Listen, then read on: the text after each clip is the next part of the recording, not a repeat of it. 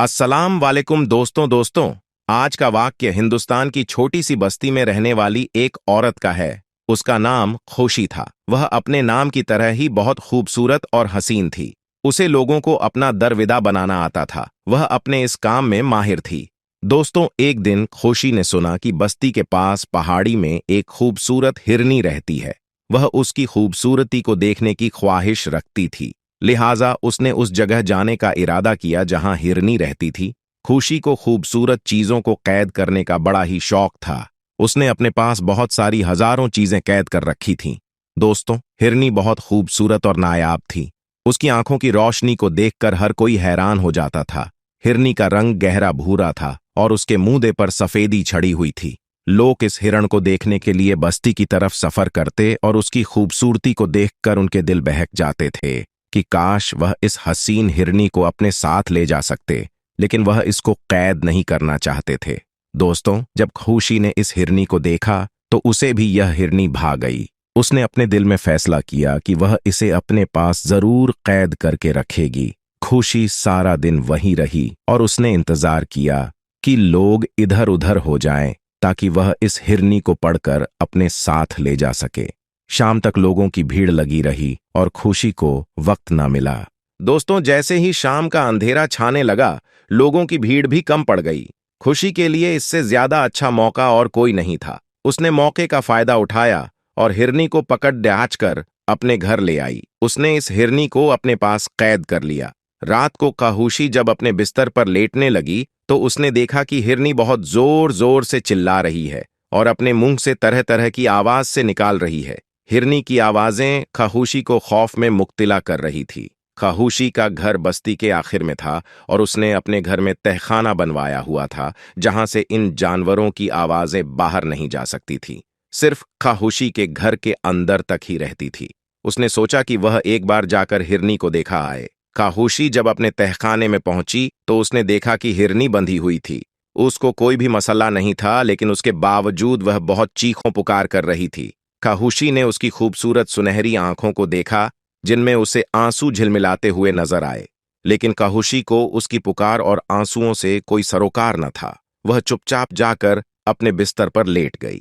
अगले दिन खुशी अपने काम काज से मसरूफ रही और सारा दिन हिरनी ने भी उसे परेशान नहीं किया। मगर जैसे ही रात का वक्त हुआ, हिरनी ने फिर चीखना चिल्लाना शुरू कर दिया और तरह तरह की आवाजें निकालना शुरू कर दी। अब खुशी को इस बात पर बहुत गुस्सा आया कि सारा दिन यह हिरनी ठीक ठाक होती है और जैसे ही रात का वक्त होता है तो सोना हराम कर देती है। खुशी अभी तक नहीं जान पा रही थी कि आखिर यह क्या मामला है। इस हिरनी को रात के वक्त ही क्यों अजीबोगरीब चीखना चिल्लाना याद आ जाता था और फिर कुछ देर के बाद आवाजें आना बंद हो गई। तीसरी रात खुशी ने देखा कि आज हिरनी की आवाज नहीं आ रही थी। पहले तो वह बहुत खुश हुई और इसके बाद उसके अंदर तेजस्व उभरा कि वह जाकर उसको देखें कि आखिर क्या हुआ कि वह आज चीख नहीं रही। जब उसने दोस्तों तहखाने की सीढ़ियां पर कदम धरा तो उसकी आंखों के आगे अंधेरा छाने लगा। उसके कदमों तले से जमीन निकल गई। उसे अभी तक इस बात का यकीन नहीं आ रहा था कि ऐसा कैसे मुमकिन हो सकता है। खुशी की हालत खराब होने लगी। अभी तक इस बात पर यकीन नहीं हो रहा था। वह बार बार अपनी आंखों को मल रही थी, बार बार अपनी आंखों को खोलती बंद करती कि शायद यह कोई ख्वाब हो, लेकिन वह कोई ख्वाब के ज़ेरे असर नहीं थी। वह हकीकत में उसके सामने था कि जिस हिरनी को अपने साथ लेकर आई उसे अपनी कैद में रखा। वह हिरनी अब उसके तहखाने में मौजूद ही नहीं थी और यह बात उसके सर पर आसमान गिराने के मुतरातीव थी, क्योंकि तहखाने में और दूसरा कोई रास्ता ना था जहां से कोई भी बाहर आ जा सके। उसे बहुत अच्छे से याद था कि सोने से पहले वह यह दरवाजा बंद करके गई थी, तो फिर यह कैसे मुमकिन था कि वह हिरनी इस तहखाने से बाहर निकल जाती। खुशी का सर दर्द से फटने लगा।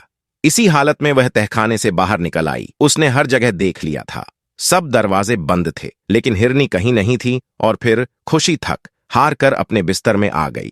सोच सोच कर उसका दिमाग फट रहा था कि उसने हर रास्ता चेक कर लिया था, हर दरवाजा बंद था और फिर भी हिरनी गायब थी। यह कोई करिश्मा ही हो सकता है, इसके अलावा तो कुछ भी नहीं। अगली सुबह जब वह दुखते सर के साथ अपने बिस्तर से उठी तो उसने जल्दी से कदम अपने जानवरों की तरफ उठाए। तहखाने में उतरते ही एक बार फिर उसे हैरत ने आ घेरा।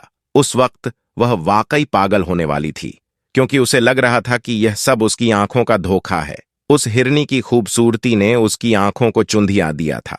इसकी वजह से अब वह दोबारा से इस हिरनी को अपनी जगह पर खड़ी देख रही थी। वह हिरनी के करीब गई और उसने उसको हाथ लगाकर देखा तो वह उसका ख्वाब नहीं बल्कि हकीकत थी, और वह हिरनी सही सलामत वहीं खड़ी थी।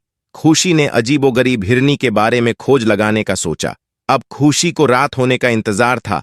दोस्तों, जैसे ही रात का अंधेरा छाने लगा, खुशी का तेजसूस बढ़ता ही जा रहा था।